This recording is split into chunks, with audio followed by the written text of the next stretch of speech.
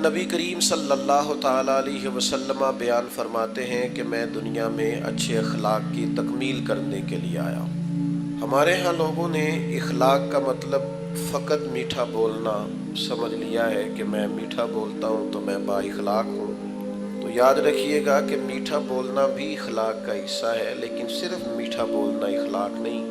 میٹھا تو لوگ اپنے مطلب کے لیے بھی بولتے ہیں، اپنا کام نکلوانے کے لیے بھی میٹھا بولتے ہیں، وقتی اور ضروری معاملات کے لیے بھی میٹھا بولتے ہیں۔ اصل اخلاق تو یہ ہے کہ آپ جب بھی بولیں سچ بولیں، آپ خوشامد سے بچیں، جھوٹ سے بچیں، بددیانتی سے بچیں۔ اکثر میں دوستوں کی خدمت میں ایک بات عرض کیا کرتا ہوں کہ ہمارے ہاں لوگوں نے سمجھ لیا ہے کہ 3 4 5 چیزیں صرف شاید سنت ہیں: میٹھا کھانا، مسواک کرنا، ٹخنوں کو رنگا رکھنا، امامہ باندھنا۔ یہ بڑی عظیم سنتیں ہیں، لیکن یاد رکھیے گا کہ حضور علیہ السلام کا جو سب سے پہلا تعارف لوگوں کو ہوا تھا، اور جس سے سب سے پہلے لوگوں نے حضور علیہ السلام کو جاننا شروع کیا تھا، وہ یہ تھا کہ یہ محبوب صادق ہیں اور امین ہیں، سچ بولتے ہیں اور دیانتدار ہیں۔ اخلاقی رویوں کا بہت بڑا فقدان ہوتا جا رہا ہے اور قحط بڑھتا جا رہا ہے اخلاقیات کا۔ ہماری سوسائٹی آہستہ آہستہ اس طرح کی ہوتی جا رہی ہے کہ لوگوں کو صرف اپنے آپ سے غرض رہ گئی ہے، اپنے مفادات سے مطلب رہ گیا، اور باقی چیزوں سے لوگ آہستہ آہستہ نکلتے جا رہے ہیں۔ اچھی طرح سمجھ لیجئے گا کہ نبی پاک علیہ الصلوۃ والسلام نے بڑے عظیم ترین اخلاق کی طرف اپنی امت کی تربیت فرمائی۔ سب سے پہلی بات تو زندگی میں کبھی اپنا وقار نہ خراب ہونے دیں، کبھی جھوٹ نہیں بولیں۔ آپ کسی بڑے اچھے تاجر سے ملاقات کر کے دیکھ لیں، آپ اس سے پوچھیں گے کہ کتنی انویسٹمنٹ چاہیے اچھا کاروبار کرنے کے لیے، تو وہ آپ کو بتائے گا کہ انویسٹمنٹ سے زیادہ اس بات کی ضرورت ہوتی ہے کہ لوگ آپ پر اعتبار کریں۔ جس بزنس مین کا مارکیٹ میں اعتبار ہوتا ہے، لوگوں کو پتہ ہوتا ہے کہ یہ سچ بولتا ہے، یہ دیانتدار ہے، اس کا کاروبار زیادہ اچھا چلتا ہے۔ نبی پاک صلی اللہ تعالیٰ علیہ وآلہ وسلم نے ہمیشہ اپنے معاشرے کو، اپنی سوسائٹی کو سچائی کا پیغام دیا۔ جناب ابو سفیان رضی اللہ تعالیٰ عنہ فرماتے ہیں کہ مجھے جب شاہ روم نے بلایا تھا اور اس نے نبی پاک علیہ السلام کے بارے میں پوچھا تھا، تو اس وقت تک میں کلمہ نہیں پڑھتا تھا، تو میں نے اسی انداز میں وہ ساری گفتگو کی تھی جس انداز میں ہم حضور کے بارے میں کیا کرتے، اور ان سوالات میں ایک سوال اس نے یہ بھی پوچھا، یہ بخاری شریف سے لے کر تمام کتب میں یہ روایت موجود ہے۔ ایک سوال یہ بھی پوچھا تھا اس نے کہ بتائیے، جس محبوب نے دعوی نبوت کیا ہے، کیا کبھی انہوں نے جھوٹ بھی بولا ہے؟ یہاں تو لوگ لوگوں کو ہنسانے کے لیے جھوٹ بولتے ہیں، کوئی فائدہ نہیں ہوتا، ذاتی طور پر ایک ٹکے کا فائدہ نہیں، لیکن بلا وجہ کے جھوٹ۔ کیا اس محبوب نے کبھی جھوٹ بولا ہے؟ کبھی؟ نوجوانوں سنو، اعتبار جس آدمی کا اٹھ جائے، وہ جتنا مرضی بڑا آدمی بھی ہو، وہ سوسائٹی میں صفر پہ آ جاتا ہے۔ سچ بولو گے تو اعتبار قائم ہوگا، لوگ آپ کی عزت کریں گے، قدر کریں گے، لوگ آپ کو آپ تھوڑی باتیں کریں زندگی میں، لیکن صرف اتنی کریں جتنی باتوں پر پورا اترنا ہے، اس سے زیادہ ایک جملہ بھی نہیں بولیں۔ ابو سفیان فرماتے ہیں کہ مجھ سے کہا بادشاہ نے، بتائیے کبھی حضور نے جھوٹ بھی بولا ہے؟ تو کہتے ہیں تھوڑی دیر کے لیے میں خاموش ہوا، اور پھر زبان حال سے گویا کہا کہ وہ رشتے میں میرے بھتیجے ہیں، مخالفت میری بڑی ہے، جنگوں میں میں ان کے مقابل سپہ سالار بن کے آتا ہوں، میں نے انہیں سیدہ آمنہ کی گود میں بھی دیکھا ہے، دادا کے کندھوں پر بھی دیکھا ہے، چچا کے گھر میں بھی دیکھا ہے، جناب ختیجہ کا دولہا بنے بھی دیکھا ہے، اور ان کی گود میں بیٹیوں کو کھیلتے بھی دیکھا ہے، اور ان کے مقدس بال میرے سامنے سفید ہوئے۔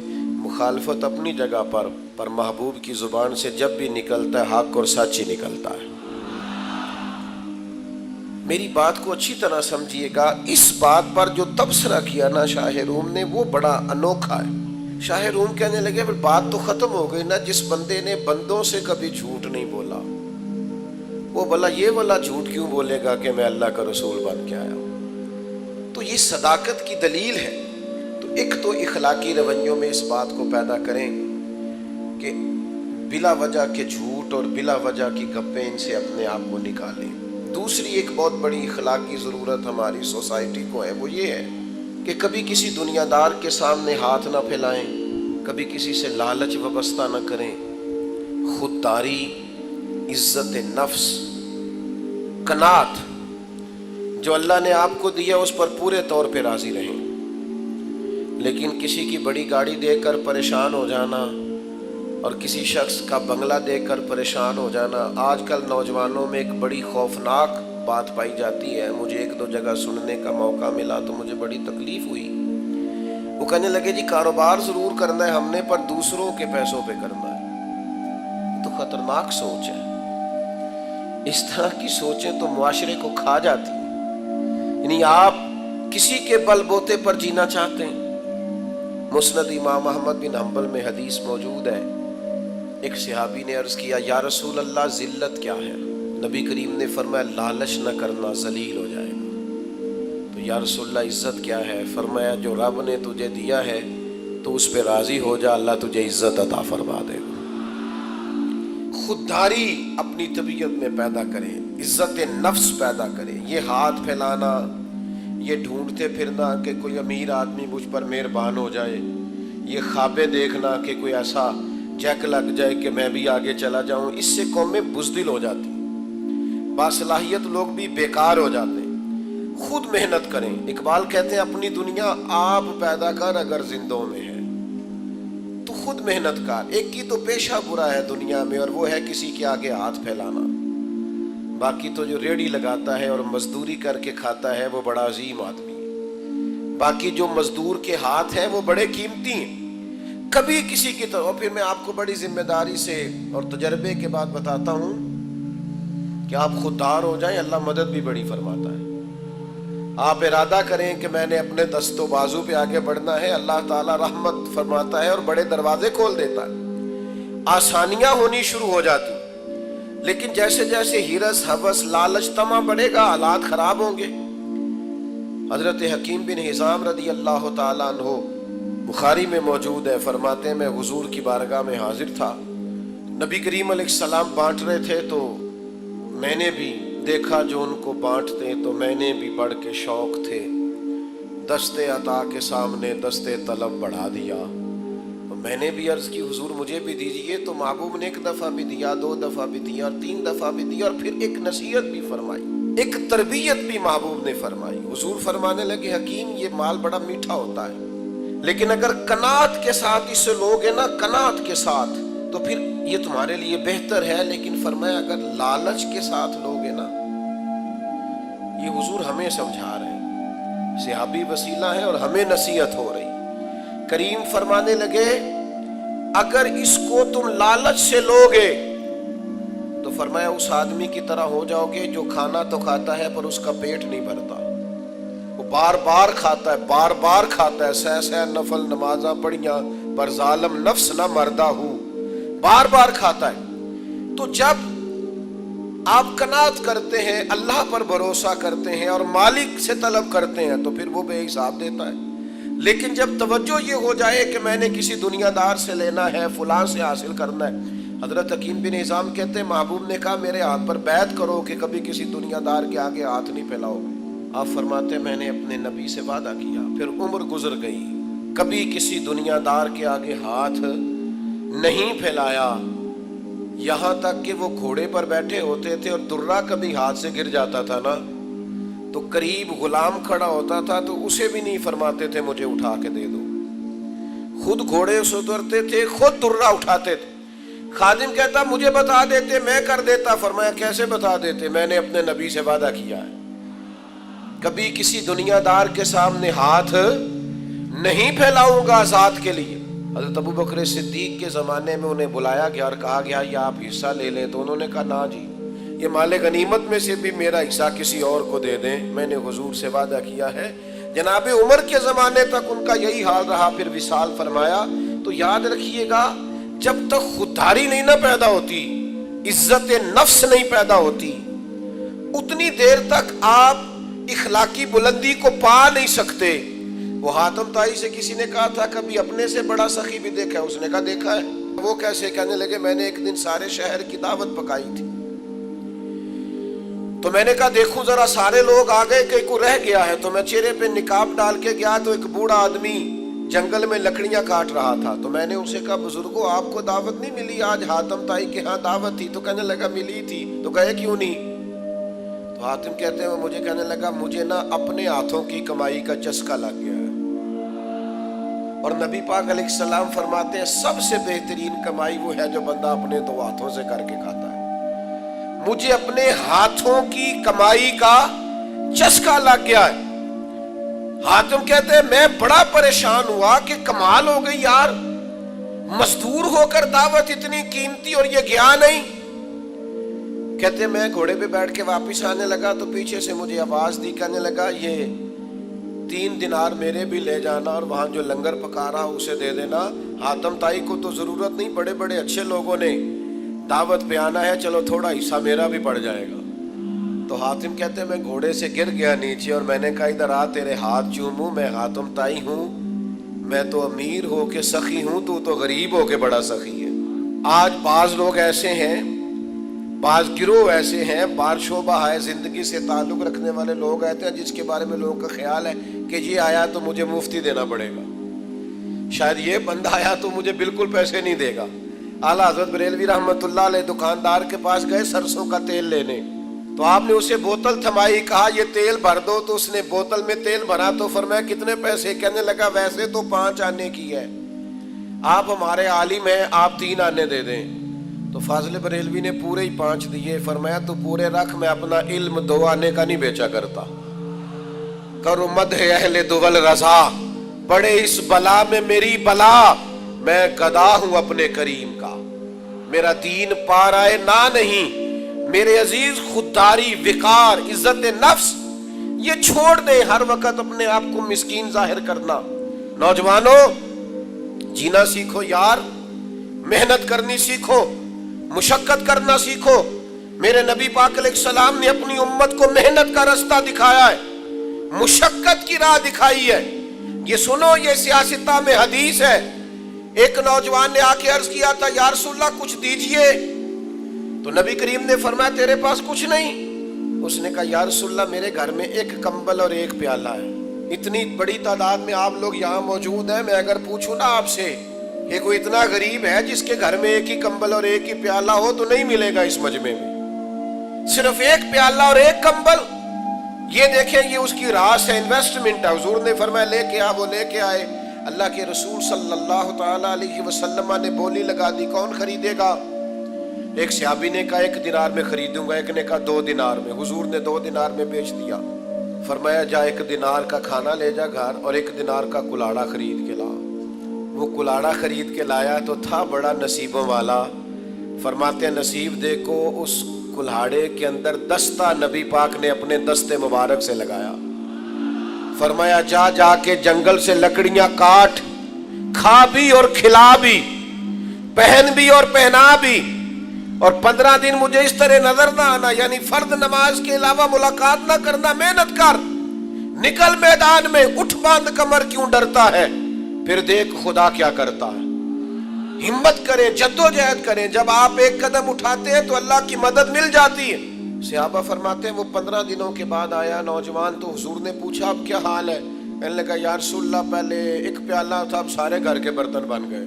तो नबी पाक ने मेहनत की तरफ लगाया।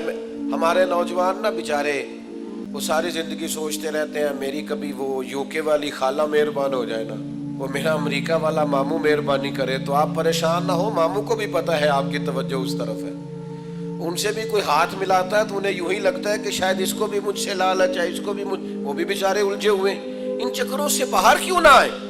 आपको पता है जिंदगी में खुश कौन होता है?